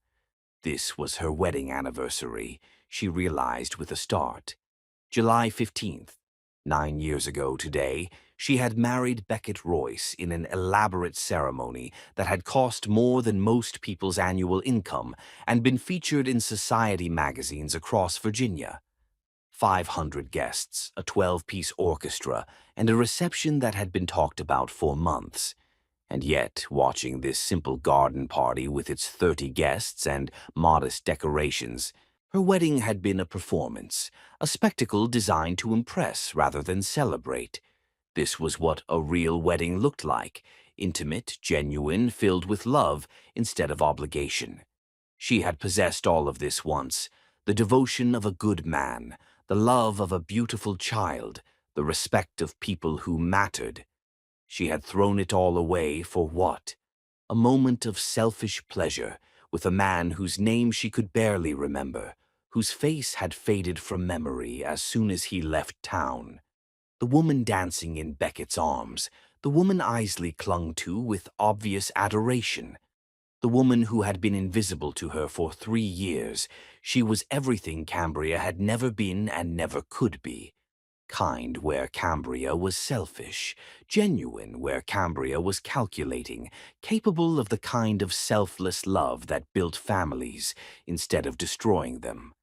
"I could have learned," she whispered to the empty car, her voice breaking on words that came too late to matter. "I could have tried to be better, to love them the way they deserved. Why didn't I try?" But she knew the answer. She had been too proud, too shallow, too convinced that she deserved love without having to earn it or return it in equal measure. She had taken Beckett's devotion for granted, dismissed Isley's need for genuine maternal attention, and never once considered that the quiet woman who kept their household running might possess depths of character that put her own to shame. Now it was too late. The man she had betrayed was dancing with his true love, the child she had neglected was calling another woman Mama, and the life she had casually discarded was being lived with joy and gratitude by people who understood its value. As the evening wound toward its natural conclusion, and guests began offering final congratulations before departing, Cambria started her car and drove away from Royce Manor for what she knew would be the last time. There was nothing left for her here, no second chances, no possibility of redemption, no hope that the family she had destroyed might somehow welcome her back. She had made her choices, and this was the consequence: to be forever on the outside looking in at the happiness she had been too foolish to protect when it was hers. Behind her, the celebration continued with the kind of joy that comes from hearts that have found their perfect match, from love that has overcome every obstacle, from a family that had chosen each other and would continue choosing each other every day for the rest of their lives. Mr. and Mrs. Beckett Royce, along with their beloved daughter Isley, had found their way home to each other. And nothing, not regret, not longing, not the hollow ache of what might have been, could diminish the perfect completeness of what they had built together. The best was not yet to come. The best was happening right now, in this moment, in this garden, in this celebration of love that had proven stronger than every challenge the world could create. Chapter 9. New Beginnings. As the last guests departed and the wedding candles flickered down to gentle flames, the newly married Royce family found themselves alone in their garden sanctuary, surrounded by rose petals and the lingering magic of the most perfect day imaginable. "I don't want it to end," Isley announced from her perch on the garden swing, still wearing her flower girl dress despite the late hour and grass stains that told the story of an evening spent dancing barefoot on the lawn. "I want every day to be like today, with everyone happy and dancing and celebrating our family." "Every day will be a celebration," Naomi promised, settling beside her new daughter on the swing while Beckett gathered the scattered rose petals from their aisle.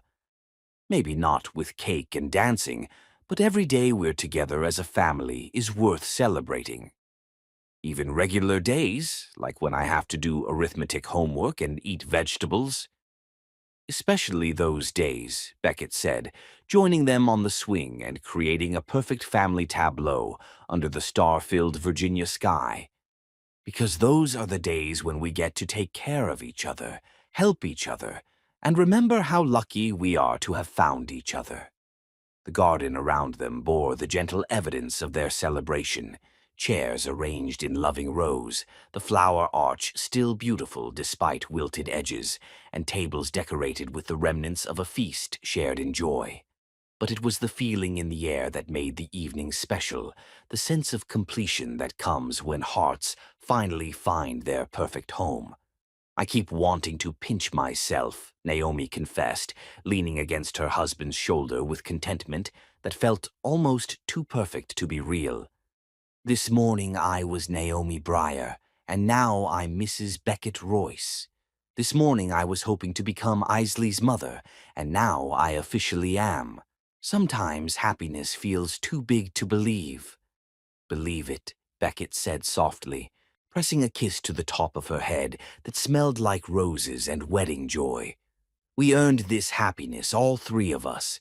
We chose love over fear, family over convention, real connection over empty respectability. This is what courage creates.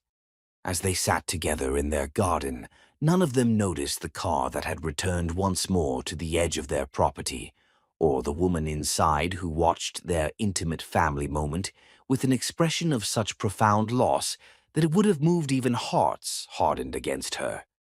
Cambria West had driven home after the reception, sat in her small apartment for exactly 20 minutes, and then found herself compelled to return for one final glimpse of what she had thrown away. She told herself it was masochistic curiosity, but the truth was simpler and more painful. She couldn't bear to let go of the last connection to the life that should have been hers. From her position beyond the gate, she could see the three figures on the garden swing, her former husband, the child who had once called her mama, and the woman who had quietly stolen everything she had been too foolish to value. They sat together with the natural intimacy of people who belonged together, who had chosen each other and would continue choosing each other through every challenge life might bring. This was what she had possessed for 9 years without ever truly seeing it. This was what she had treated as background scenery while she focused on social obligations and empty pleasures. This was what she had betrayed with her casual infidelity and defended with cold indifference when confronted with the consequences. Watching Isley curl up between her father and stepmother with the security of a child who never doubted she was cherished, Cambria felt the full weight of her loss settle over her like a shroud. She had given birth to that little girl, but had never truly mothered her. She had shared a bed with that good man, but had never truly loved him. She had lived in that beautiful house, but had never made it a home. The woman she had dismissed as just the help had done all of those things with a grace and generosity that put Cambria's own efforts to shame. Naomi had seen treasures where Cambria had seen obligations, had found joy where Cambria had felt burdened, had created love where Cambria had merely existed. I could have had this, she whispered to her empty car, tears streaming down her face as she watched the family she had destroyed celebrate their happiness without her. I could have been part of this if I had just tried to love them the way they deserved. But it was too late for could-haves and should-haves, too late for regret or redemption or second chances. The life she was watching through tears belonged to someone else now, someone who had earned it through years of selfless devotion, someone who understood that love was a verb rather than a noun, someone who had proven herself worthy of the family Cambria had casually discarded. Inside the garden, the conversation had turned to plans for the future. Tomorrow's honeymoon trip to nearby Williamsburg, the adoption papers that would make Naomi legally Isley's mother, the small changes they wanted to make to the house to reflect their new status as a complete family. "Can we plant the white rose bush tomorrow?" Isley asked with the practical enthusiasm of a child planning important projects. "The one we picked out to remember the wedding? I want to help dig the hole and water it, and watch it grow." "We can do that first thing in the morning," Naomi agreed, already imagining the yearly ritual of tending their anniversary rose and watching it bloom as their marriage flourished. "And every year on July 15th, we'll sit beside it and remember this perfect day.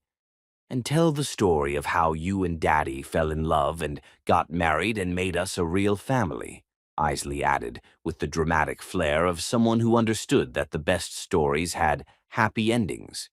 "The best story ever told," Beckett confirmed, gathering both his wife and daughter closer in an embrace that felt like the physical manifestation of home itself.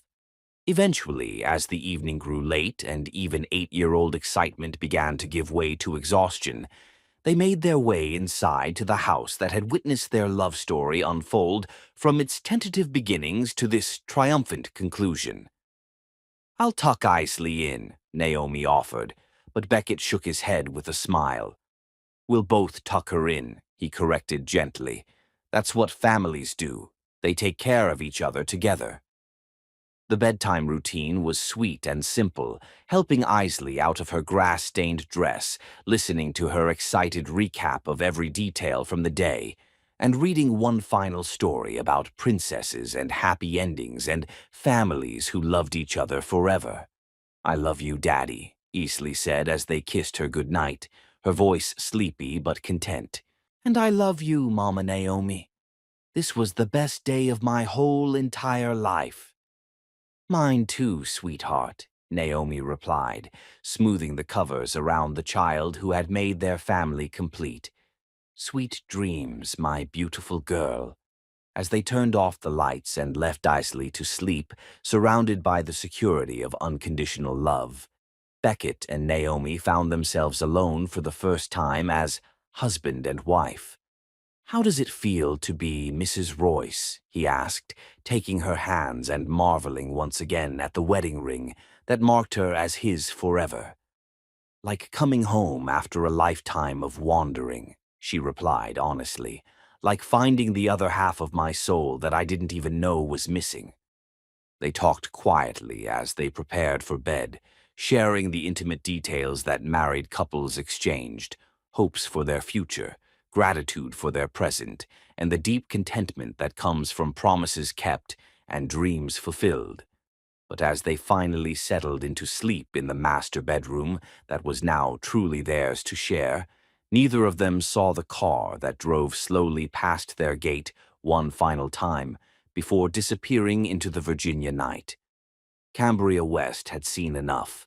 She had witnessed the complete and utter happiness of the family she had lost, had watched the woman she had underestimated become the heart of the home she had never appreciated, had finally understood the magnitude of what her selfishness had cost. Now there was nothing left but to drive back to her small apartment, to her lonely existence, to the future she had created through her own choices. She had thrown away a kingdom for a moment of meaningless pleasure, and now she would spend the rest of her life as an exile from the happiness she had been too foolish to protect. Behind her, in the house that glowed with warmth and love, Mr. and Mrs. Beckett Royce fell asleep in each other's arms, surrounded by the peace that comes from hearts that have found their perfect home. Tomorrow would bring new adventures, new joys, new opportunities to build the beautiful life they had chosen together. But tonight, they simply held each other close and marveled at the miracle of love that had transformed 3 separate lives into one perfect family. The best was yet to come, but the foundation for forever had been laid with wedding vows, adoption papers, and the kind of commitment that would prove stronger than any challenge the future might bring. They were home. They were family. They were exactly where they belonged. Chapter 10. The Irreplaceable Woman. Few months later, January 1960. Snow fell gently on Royce Manor like blessing from heaven, covering the Virginia countryside in pristine white that made everything look fresh and full of promise for the new decade ahead. Naomi Royce stood at the kitchen window, one hand resting on her growing belly as she watched her husband and daughter build a snowman in the garden where they had been married. At 4 months pregnant, she glowed with the kind of happiness that came from a life lived exactly as it was meant to be, surrounded by love, filled with purpose, blessed with a family that chose each other every single day. "Mama! Mama!" Isley burst through the kitchen door in a flurry of snow and excitement, her cheeks red from cold and her eyes bright with joy. "Come see our snowman. Daddy says it looks just like Uncle Dempsey, but I think it looks like Grandpa Burrell." Naomi laughed, the sound filling the warm kitchen with music that had become the soundtrack of their daily life. Beckett's father had surprised everyone by not only accepting the marriage, but embracing it wholeheartedly, declaring that any woman who could make his son and granddaughter so obviously happy was exactly the daughter-in-law he had always hoped for. "Let me get my coat," Naomi said, wrapping herself in the warm wool cloak that accommodated her changing figure. "I want to see this masterpiece."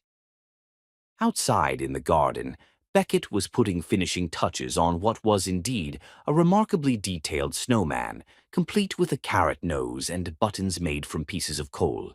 He looked up as his wife and daughter approached, his face lighting up with the kind of joy that never seemed to fade, no matter how many months passed since their wedding day. "What do you think, Mrs. Royce?" he asked, using the title that still made her heart skip beats, even after 6 months of marriage. "Worthy of the Royce family gallery." "Absolutely perfect," she replied, accepting the kiss that still felt like the first one, still carried the power to make her believe in fairy tales. "Just like everything else in our life." It was true. The past 6 months had been a string of perfect days, each one building on the last, to create a happiness so complete it sometimes took her breath away. The adoption papers making her officially Isley's legal mother. The pregnancy announcement that had sent their daughter into ecstasies of excitement about becoming a big sister. The quiet evenings when they sat together in the library, reading aloud while Isley drew pictures of their growing family. "Can we make snow angels?" Isley asked, already flopping backward into the pristine white carpet with the abandon of childhood. "Careful of Mama's baby," Beckett warned gently, but he was already lying down beside his daughter, moving his arms and legs to create perfect angel wings in the snow. Naomi laughed and carefully lowered herself to join them, creating a third angel between theirs, a family of snow angels that would remain in their garden until the spring thaw, a temporary monument to permanent joy. As they lay there looking up at the gray winter sky, none of them noticed the lone figure standing at the edge of the property, partially hidden by the bare branches of the trees that lined the estate. Cambria West had not intended to return to Royce Manor. For 6 months she had fought the compulsion to drive by the home that had once been hers, had struggled to accept that her former life was continuing without her in ways that surpassed even her most painful imaginings. But today, seeing the announcement of Naomi's pregnancy in the Richmond Society pages, a small item noting that Mr. and Mrs. Beckett Royce were expecting their first child together, she had found herself unable to stay away from one final glimpse of the happiness she had thrown away. What she saw in the snow-covered garden broke her heart and healed it simultaneously. There was the man she had betrayed, more handsome and joyful than she had ever seen him during their 9 years of marriage. There was the child she had neglected, radiant with the security that came from being truly, deeply loved by parents who cherished her. And there was the woman she had dismissed as insignificant, now glowing with pregnancy and the kind of contentment that came from a life lived with purpose and meaning. They were making snow angels together, the three of them, laughing with the pure joy that comes from simple pleasures shared with people you love. It was a scene so perfect, so genuinely happy, that even Cambria's bitter heart couldn't help but recognize its beauty. This was what she had possessed and discarded. This was what she had been offered and rejected. This was the kingdom she had ruled over without ever understanding its value, the treasure she had traded for fool's gold and momentary pleasure. "I could have had this," she whispered to the cold air, her breath forming clouds that dissipated like dreams. "I could have been the one carrying his child, watching our daughter play, building a life worth living. Why didn't I see it when I had the chance?" But she knew the answer. She had been too shallow to recognize love when it was freely given, too selfish to return it in kind, too proud to admit when she was wrong, and too foolish to understand what she was losing until it was gone forever. The woman now lying in the snow with Beckett and Isley, the woman she had treated as invisible for 3 years, had seen treasures where Cambria had seen burdens, had found joy where Cambria had felt trapped, had built love where Cambria had merely existed.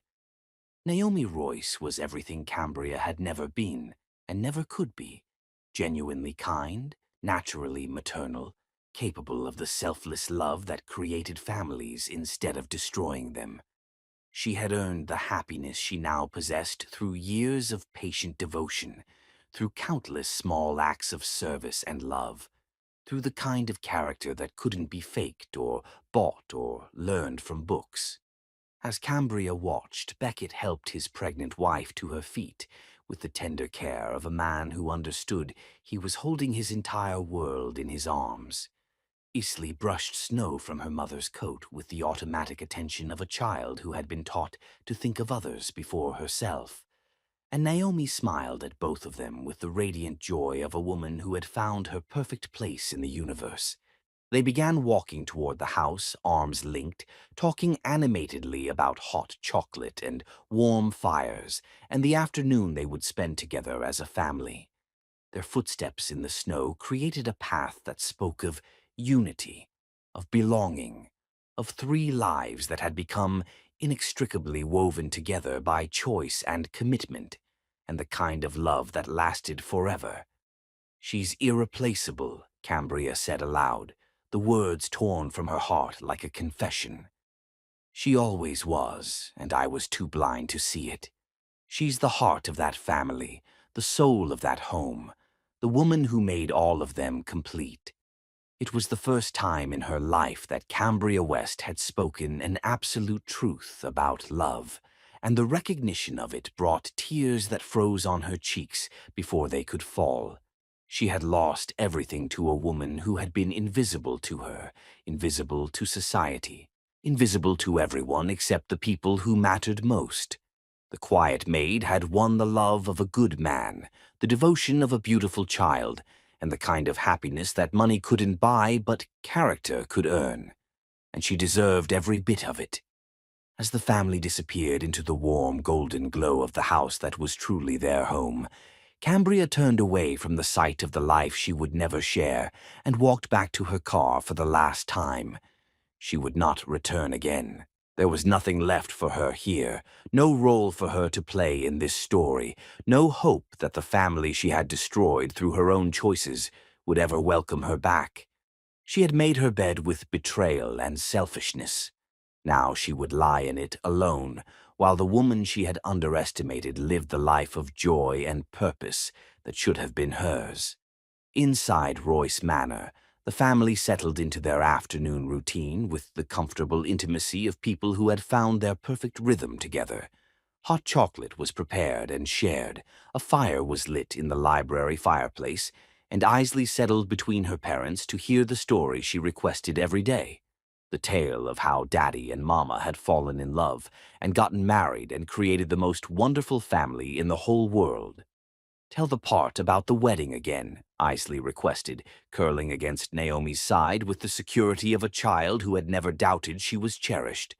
"Tell about how beautiful Mama looked and how happy Daddy was and how I was the best flower girl ever." "You were indeed the best flower girl ever," Beckett confirmed, settling on Naomi's other side and placing his hand over the slight swell where their new baby grew. "And Mama was so beautiful that I almost forgot my own name when I saw her walking down the aisle." "And we all lived happily ever after," Isley concluded with satisfaction, "just like in the fairy tales, except this one is real." "The realest story ever told," Naomi agreed, pressing kisses to the top of her daughter's head and accepting another from her husband with the contentment of a woman who had found her perfect place in the universe. Outside, snow continued to fall on the garden where they had pledged their love, covering their snow angels and the rose bush they had planted on their wedding day. Spring would come again, bringing new blooms and new growth and new opportunities for joy. But even winter couldn't diminish the warmth that filled Royce Manor, couldn't touch the happiness that radiated from every room, couldn't dim the love that had transformed three separate lives into one perfect family. Naomi Royce, the woman who had once been invisible, who had been dismissed as just the help, who had quietly and patiently earned the devotion of the people who mattered most, had won everything worth winning. The love of a good man, the trust of a precious child, and the deep satisfaction that came from a life lived with purpose and meaning. She was, indeed, irreplaceable. And finally, beautifully, permanently, she was home. The end. Love had conquered everything, just as it always does when hearts are brave enough to choose what matters most. If you've enjoyed this story, the subscribe button has appeared on your screen. Don't forget to hit it, because in this vast world, where will we ever find you again?